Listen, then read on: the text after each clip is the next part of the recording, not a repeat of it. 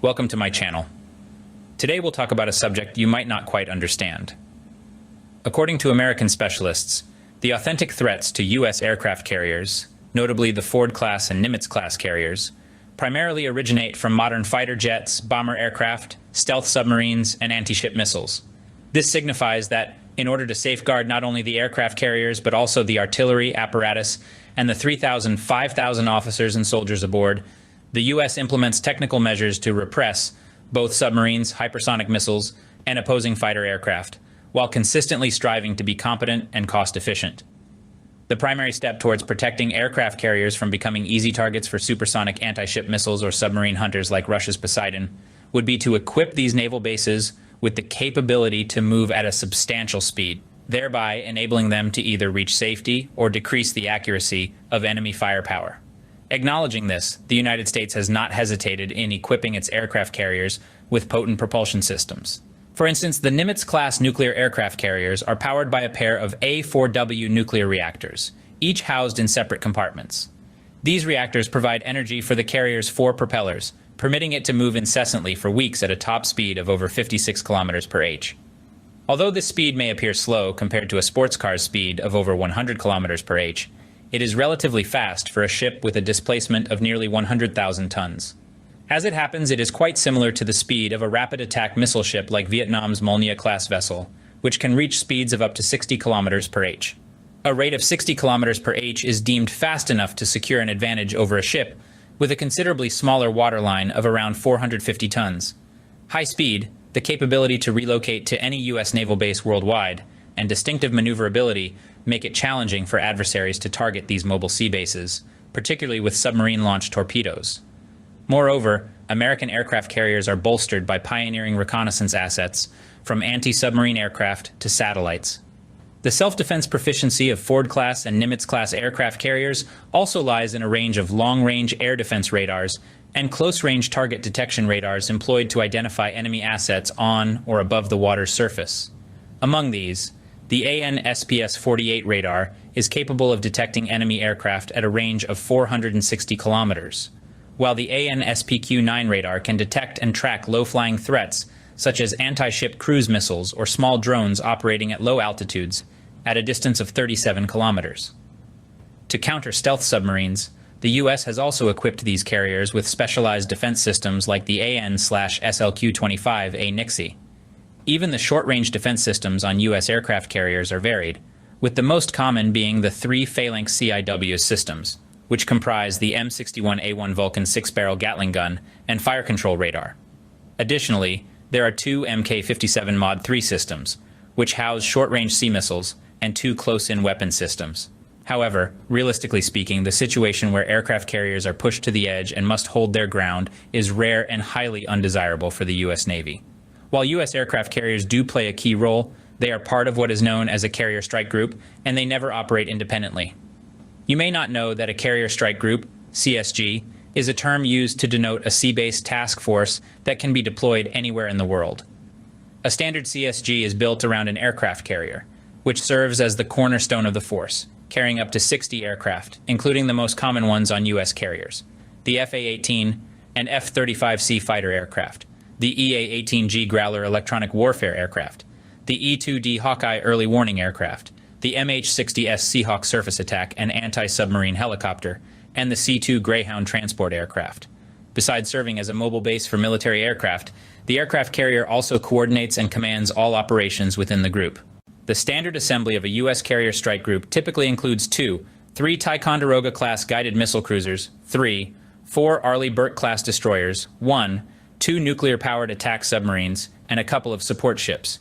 These support components, though not usually part of the battle formation, provide crucial refueling services to carrier-based aircraft and diesel fuel for escort vessels. Typically stationed at the rear, these ships readily cycle back to base, replaced as needed. However, it's important to note that the escort ship composition for aircraft carriers is flexible, adjusting according to specific mission requisites. In addition to the ships, the staff and military commanders working within a carrier strike group are all highly skilled professionals who undergo thorough training and drills, including large-scale live-fire exercises. This ensures a swift switch to battle readiness, enabling smooth operation in crisis scenarios. Consequently, mounting an attack on a U.S. carrier strike group is an immensely hazardous venture. Planning an offensive against such a formidable force demands a significant force, advanced equipment, and a risk of unintentionally exposing your plans to reconnaissance assets, including submarines and helicopters operated by the U.S., upon detecting signs of an enemy assault. FA-18 and F-35C fighter jets on the carrier's flight deck immediately switch to battle mode.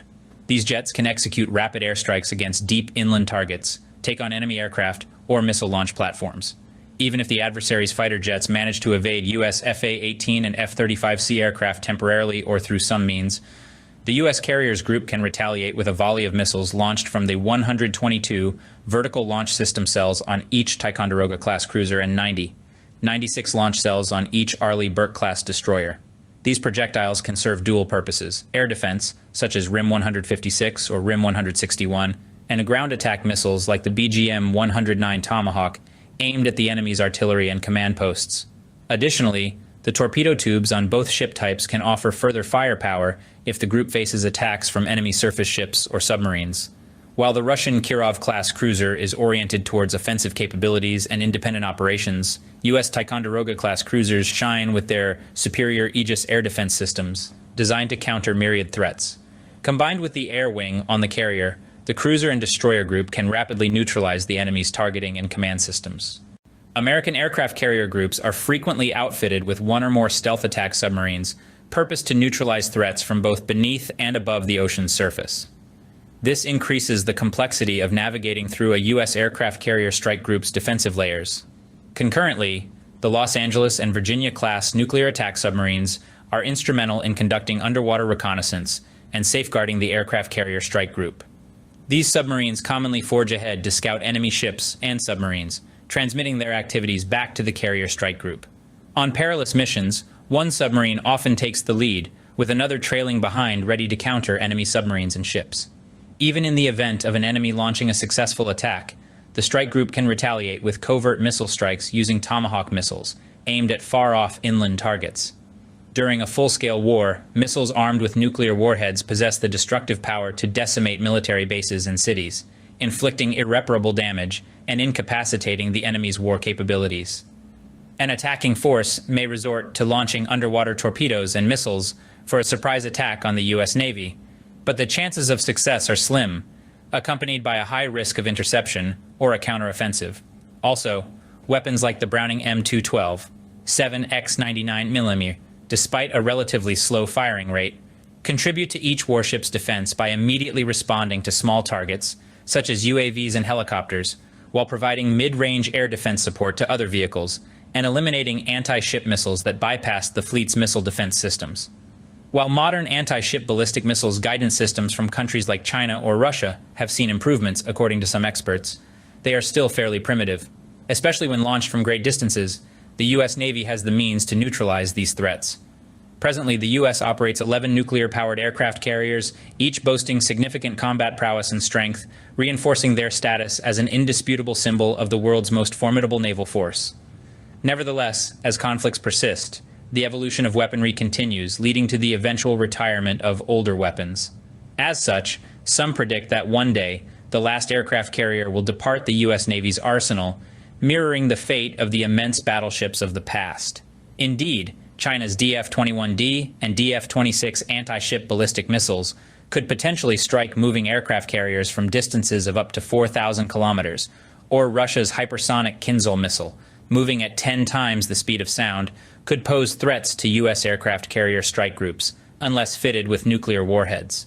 However, given the rapid advancements in military technology and abundant economic resources, it is anticipated that more sophisticated anti-ship missile generations will soon be developed, while upgrading and constructing new aircraft carriers and their defense systems have already become a considerable financial strain on the United States.